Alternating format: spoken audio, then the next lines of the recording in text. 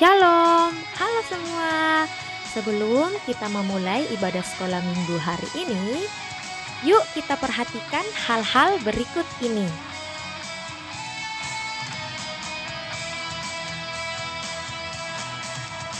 Adik-adik, jangan lupa memakai pakaian yang rapi dan sopan.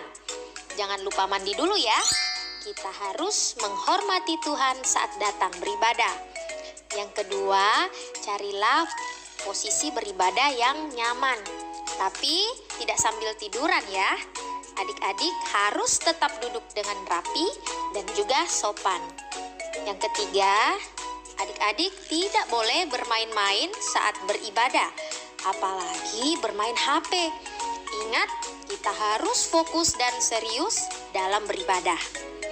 Yang keempat, pastikan sebelum beribadah adik-adik sarapan dulu ya. Karena selama beribadah kita tidak boleh makan. Dan yang terakhir dan paling penting adalah mempersiapkan hati dan pikiran kita untuk beribadah kepada Tuhan. Selamat hari Minggu, selamat beribadah. Selamat pagi semua. Apa kabar kalian? Miss Tina, bagaimana kabarmu hari ini? Kabarnya Miss Tina pagi ini luar biasa. Puji Tuhan kalau kabarnya Miss Tina luar biasa. Saya juga kabar saya hari ini luar biasa. Miss Tina, saya lihat ada yang berbeda. Apa itu? Yang Miss Tina pakai di kepalanya itu pernah dipakai Miss Ana sama Miss Renita. Oh iya, karena saya guru sekolah minggu, jadi sama bandolnya. Berarti yang pakai bandol ini guru-guru sekolah minggu ya? Iya, supaya cantik. Oh, berarti adik-adik semua juga sudah rapi di rumah, sudah cantik seperti Miss Tina hari ini. Iya, berarti di rumah itu anak-anak sudah siap, sudah sarapan, sudah makan, sudah cantik-cantik seperti Miss Tina. Nah, sekarang kita mau memuji Tuhan. Namun, kalau pagi itu Pak Slamet buat apa sebelum turun dari tempat tidur? Kalau saya bangun pagi, saya mulai dengan berdoa dulu kepada Tuhan.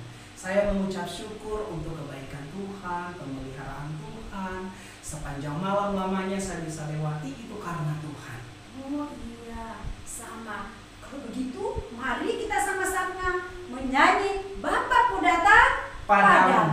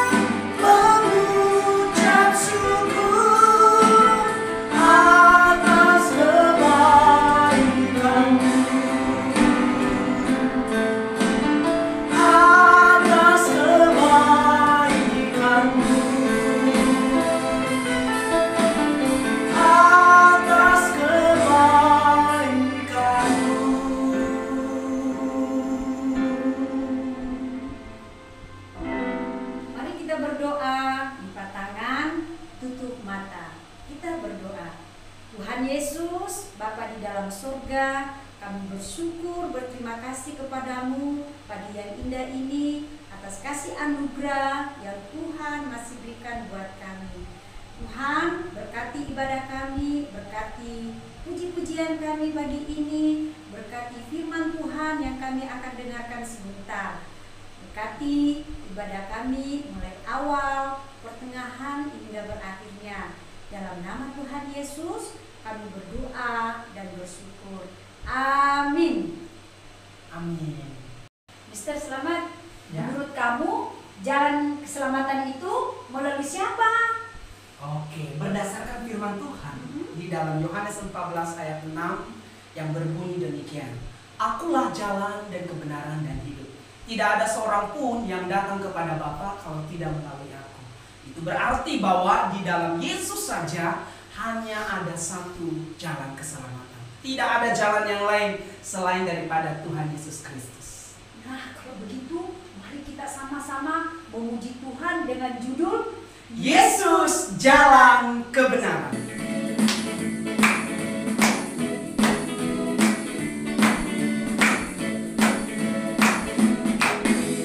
Aku jalan kebenaran dan jalan kehidupan, itu yang Yesus katakan. Aku percaya, amin, di dalam namanya ada keselamatan kekal. Glory, hallelujah, glory, hallelujah, glory, hallelujah, glory, glory, glory, hallelujah. Di dalam namanya ada keselamatan kekal. Aku jalan kebenaran dan jalan kehidupan, itu yang Yesus katakan.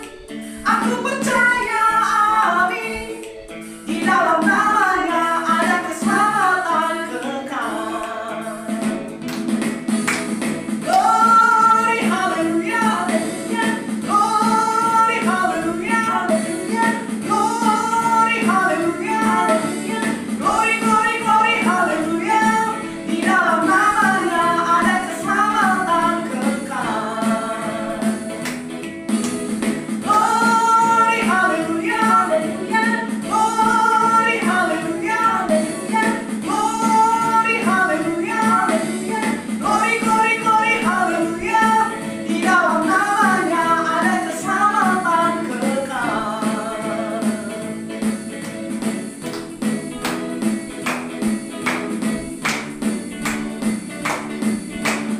Glory, hallelujah, glory, hallelujah, glory, hallelujah, glory, glory, glory, hallelujah.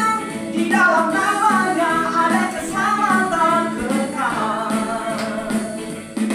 Di dalam namanya ada keselamatan kekal. Di dalam namanya ada keselamatan kekal.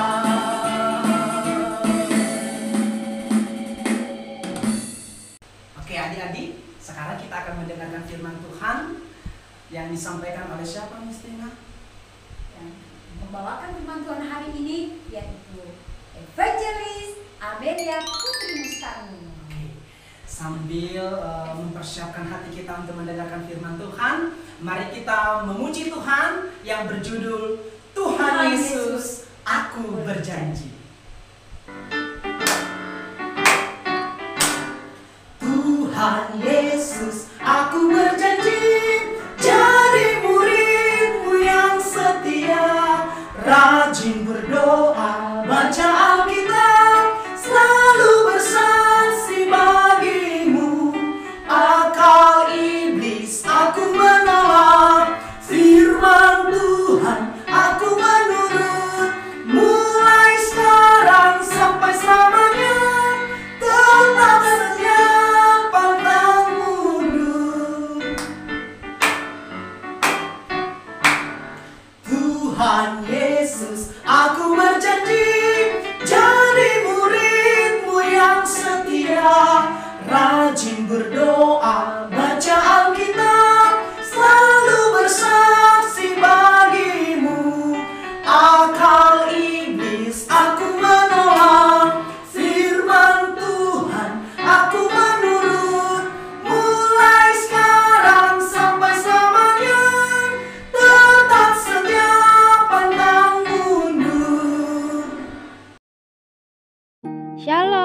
Selamat pagi semua. Sebelum kita mendengarkan kebenaran firman Tuhan hari ini, sebelumnya mari bersama-sama kita membaca Alkitab di dalam Matius pasalnya yang ke-28 ayat yang ke-16 sampai ayatnya yang ke-20. Matius pasal 28 ayat 16 sampai 20. Perintah untuk memberitakan Injil. Ayat 16, dan ke-11 murid itu berangkat ke Galilea, ke bukit yang telah ditunjukkan Yesus kepada mereka. Ketika melihat Dia, mereka menyembahnya. Tetapi beberapa orang ragu-ragu. Yesus mendekati mereka dan berkata, "Kepadaku telah diberikan segala kuasa di sorga dan di bumi. Karena itu, pergilah, jadikanlah semua bangsa muridku, dan baptislah mereka dalam nama Bapa dan Anak dan Roh Kudus. Dan ajarlah mereka melakukan segala sesuatu yang telah kuperintahkan kepadamu. Dan ketahuilah, aku menyertai kamu senantiasa sampai kepada akhir zaman." Shalom adik-adik yang terkasih dalam Tuhan Yesus Kristus. Sebelum kita dengarkan firman Tuhan hari ini, kita lipat tangan, tutup mata, mari sama-sama kita berdoa. Tuhan Yesus, terima kasih untuk penyertaan Tuhan bagi kami setiap hari. Terima kasih juga Tuhan memberkati kami hari ini, mau mendengarkan kebenaran firman Tuhan. Tuhan Yesus, tolong kami sehingga ketika kami dengarkan firman Tuhan, kami boleh duduk manis mendengarkan kebenaran firman Tuhan, sehingga firman Tuhan yang kami dengarkan boleh kami lakukan di dalam kehidupan kami sehari-hari. Firman Tuhan boleh menguatkan dan menghiburkan kami. Terima kasih Bapa di surga. Di dalam nama Tuhan Yesus kami berdoa dan mengucap syukur kepada Allah Bapa di surga. Amin. Sebelumnya kita akan melihat cuplikan cerita berikut ini. Setelah Yesus bangkit pagi-pagi pada hari pertama minggu itu, Ia mula-mula menampakkan dirinya kepada Maria Magdalena. Sesudah itu, Ia menampakkan diri dalam rupa yang lain kepada dua orang dari mereka ketika keduanya dalam perjalanan keluar kota. Kemudian Yesus menampakkan diri lagi kepada murid-muridnya di pantai Danau Tiberias. Akhirnya Ia menampakkan diri kepada ke-11 orang itu ketika mereka sedang makan. Ke-11 murid itu, mereka sedang berkumpul bersama-sama dengan teman-teman mereka. Dan sementara mereka bercakap-cakap, Yesus tiba-tiba berdiri di tengah-tengah mereka dan berkata kepada mereka, "Damai sejahtera bagi kamu." Mereka terkejut dan takut dan menyangka bahwa mereka melihat hantu. Akan tetapi Ia berkata kepada mereka, "Mengapa kamu terkejut? Dan apa sebabnya timbul keraguan-raguan di dalam hati kamu? Lihatlah tanganku dan kakiku. Aku sendirilah ini. Rabalah aku dan lihatlah. Karena hantu tidak ada daging dan tulangnya, seperti yang kamu lihat ada padaku." Sambil berkata demikian, Ia memperlihatkan tangan dan kakinya kepada mereka. Dan ketika mereka belum percaya karena girangnya dan masih heran, berkatalah Ia kepada mereka, "Adakah padamu makanan di sini?" Lalu mereka memberikan kepadanya sepotong ikan goreng. Ia mengambilnya dan memakannya di depan mata mereka.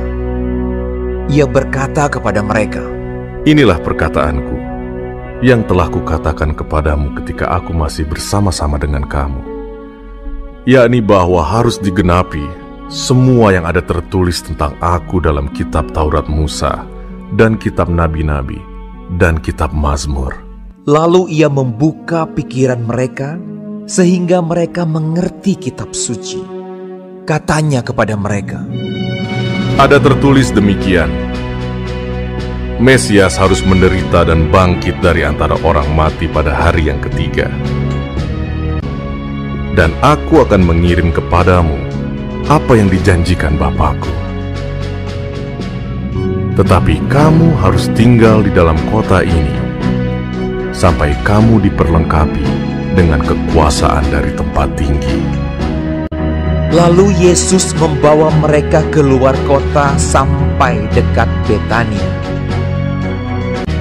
Dalam namanya berita tentang pertobatan dan pengampunan dosa harus disampaikan kepada segala bangsa, mulai dari Yerusalem. Kamu adalah saksi dari semuanya ini. Di situ ia mengangkat tangannya dan memberkati mereka. Dan ketika ia sedang memberkati mereka, ia berpisah dari mereka dan terangkat ke sorga. Mereka sujud menyembah kepadanya.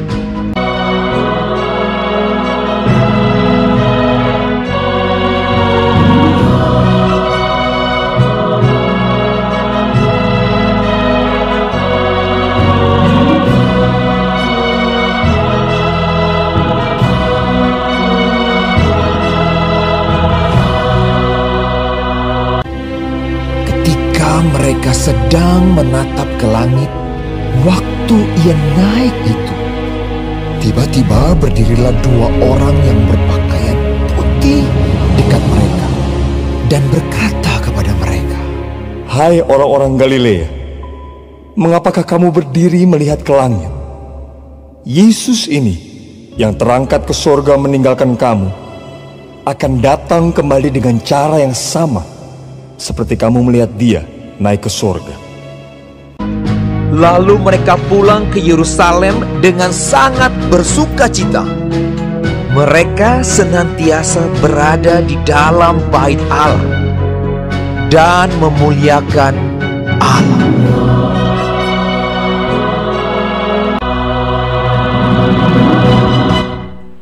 Nah, adik-adik, tadi kita sudah bersama melihat cerita tentang kenaikan Tuhan Yesus ke sorga. Nah, mungkin adik-adik ada yang bertanya, untuk apa sih Tuhan Yesus naik ke sorga?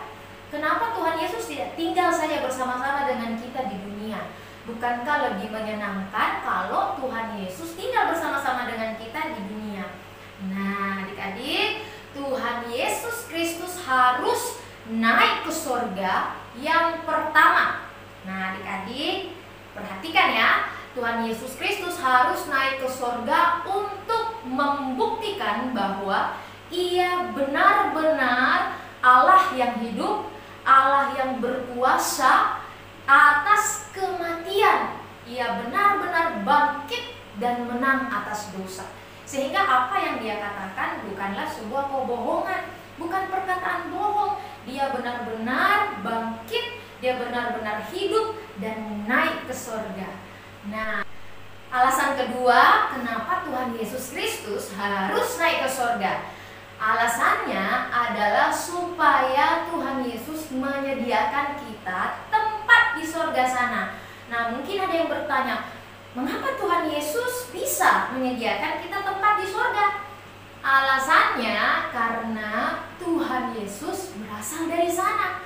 Artinya adalah sorga adalah tempat Tuhan Yesus, rumahnya Tuhan Yesus. Dialah sang pemilik kerajaan sorga. Wah, luar biasa sekali ya Tuhan kita. Dialah pemilik kerajaan sorga. Oleh sebab itu Dialah yang memberikan, menyediakan kita tempat di sorga. Siapa yang tidak mau ke sorga? Coba angkat tangan. Siapa yang tidak mau ke sorga?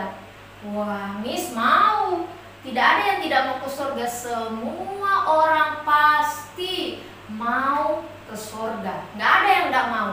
Maka dari itu Tuhan Yesus persiapkan kita tempat di sorga sana. Tapi tempat yang diberikan Tuhan Yesus di sorga hanya untuk orang-orang yang percaya kepada Tuhan Yesus. Siapa saja yang percaya kepada Tuhan Yesus? Siapa saja, semua orang. Boleh mamaku, Miss? Boleh. Boleh bapakku, Miss? Boleh. Kakek nenek boleh? Boleh. Saudaraku, Miss? Boleh. Saya, Miss? Tentu saja boleh. Semua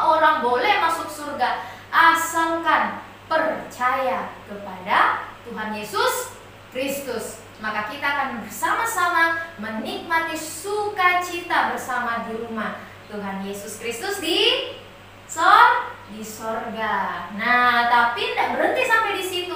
Bukan hanya percaya saja kepada Tuhan Yesus. Tuhan Yesus sebelum dia naik ke sorga ada pesan yang disampaikan. Apa pesannya itu? Tuhan Yesus berkata, karena itu pergilah, jadikanlah semua bangsa muridku dan baptislah mereka dalam nama Allah Bapa, Putra, dan Roh Kudus. Nah, Miss, maksudnya apa ini, Miss? Maksudnya adalah ketika kita percaya kepada Tuhan Yesus, ada tugas, ada tanggung jawab yang harus kita lakukan. Yaitu apa? Memberitakan Injil bagi siapa saja. Memberitakan firman Tuhan. Mungkin anak-anak bertanya, "No, Miss, bagaimana saya memberitakan Injil? Bagaimana saya memberitakan kebenaran firman Tuhan? Saya kan masih kecil, Miss. Saya ini masih anak-anak, Miss. Bagaimana caranya saya memberitakan firman Tuhan?" Biasanya yang memberitakan firman Tuhan kalau bukan Bapak Pendeta, lause-lause, atau ibu guru agama yang memberitakan Injil. Saya tidak bisa. Saya masih anak-anak, Miss. Bagaimana caranya saya memberitakan kebenaran firman Tuhan? Nah, adik-adik, menyampaikan firman Tuhan, memberitakan Injil, bukan hanya memberitahu ayat-ayat firman Tuhan, bukan hanya cerita-cerita seperti yang sedang Miss lakukan, tetapi memberitakan Injil, memberitakan firman Tuhan bisa melalui kehidupan kita sehari-hari. Tingkah laku kita, bagaimana kita berbicara, cara bersikap kita, apakah semuanya itu sudah mencerminkan perintah firman Tuhan. Jadi menjadi anak yang baik, menjadi anak yang taat, takut akan firman Tuhan, hormat kepada orang tua, hormat kepada guru-guru di sekolah, kepada orang yang lebih dewasa, orang yang lebih tua. Salah satu cara untuk kita memberitakan Injil. Sehingga apa? Sehingga ketika kehidupan kita baik, orang-orang boleh mengenal Yesus Kristus melalui cara hidup kita yang baik. Nah, tapi tenang saja, memang tidak selamanya berjalan mulus. Ketika kita memberitakan kebenaran firman Tuhan, mungkin akan ada penolakan. Mungkin kita akan ditolak, mungkin kita akan dibenci. Tetapi kita bersyukur Tuhan Yesus ketika dia naik ke surga, dia tidak membiarkan kita sendiri di dunia. Ia menyediakan penolong bagi kita. Wah, siapakah penolong itu? Penolong itu adalah Roh Kudus yang tinggal di dalam hati kita. Roh Kudus tinggal di dalam hati orang-orang percaya. Roh Kudus senantiasa menolong kita, memberikan kita kekuatan, memberikan kita hikmat untuk hidup sesuai firman Tuhan. Hidup takut dan hormat serta taat kepada Tuhan Yesus. Jadi kita tidak perlu khawatir, kita tidak perlu takut, sebab kita percaya Roh Allah yang ada di dalam hati kita senantiasa melindungi kita di bumi sampai kita menunggu Tuhan Yesus yang berjanji akan datang kembali kedua kalinya menjemput kita semua pergi ke surga. Jadi adik-adik, bertekunlah selalu di dalam firman, taatlah di dalam Tuhan, kerjakanlah segala sesuatu yang baik sampai kita kembali bertemu dengan Tuhan Yesus Kristus. Amin atas kebenaran firman Tuhan. Mari sama-sama kita kembali lipat tangan, kita tutup mata, kita berdoa. Tuhan Yesus, terima kasih karena Tuhan begitu mengasihi kami. Betapa besarnya kasih Tuhan sehingga Tuhan mau turun ke dalam dunia, berkorban dan menebus kami dari dosa. Tidak hanya itu Tuhan, kami bersyukur dan bersukacita karena Tuhan tidak hanya mati bagi kami, tetapi Tuhan hidup dan Tuhan bangkit, bahkan Tuhan naik ke surga, menyediakan kami tempat untuk kami boleh bersama-sama tinggal dengan Tuhan di surga yang mulia. Terima kasih kasih Tuhan. Kami bersyukur, kami berterima kasih. Oleh sebab itu Tuhan tolong kami ketika kami menjalani kehidupan kami sehari-hari. Ajarkan kami menjadi anak-anak Tuhan yang senantiasa taat dan setia di dalam Tuhan. Melalui tingkah laku kami di rumah, bahkan di sekolah atau dimanapun kami berada. Cara bertutur kata kami yang baik, cara kami bersikap, sehingga kehidupan kami boleh mencerminkan, memberitakan Injil kasih Tuhan di tengah-tengah orang-orang yang belum percaya. Walaupun kami masih kecil, tapi kami percaya Tuhan bisa memakai siapa saja untuk memberitakan kebenaran firman Tuhan. Terima kasih Bapa, sekali lagi pakai hidup kami, sehingga hidup kami boleh menjadi saksi-saksi Kristus di tengah-tengah dunia ini. Terima kasih ya Tuhan, di dalam nama Tuhan Yesus kami berdoa dan mengucap syukur kepada Allah Bapa di surga. Amin. Oke, baik adik-adik semua, sekarang kita akan memberikan persembahan.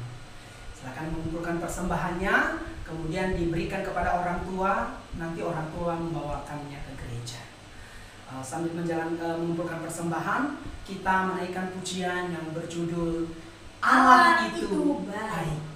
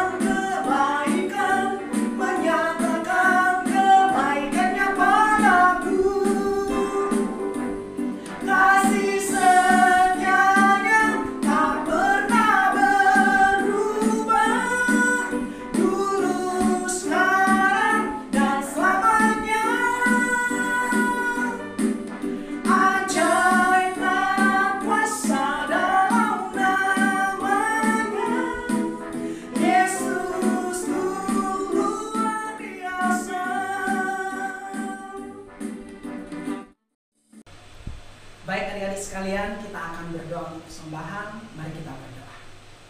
Bapa di surga, terima kasih. Kami bersyukur buat kesempatan yang Tuhan berikan di dalam hidup kami.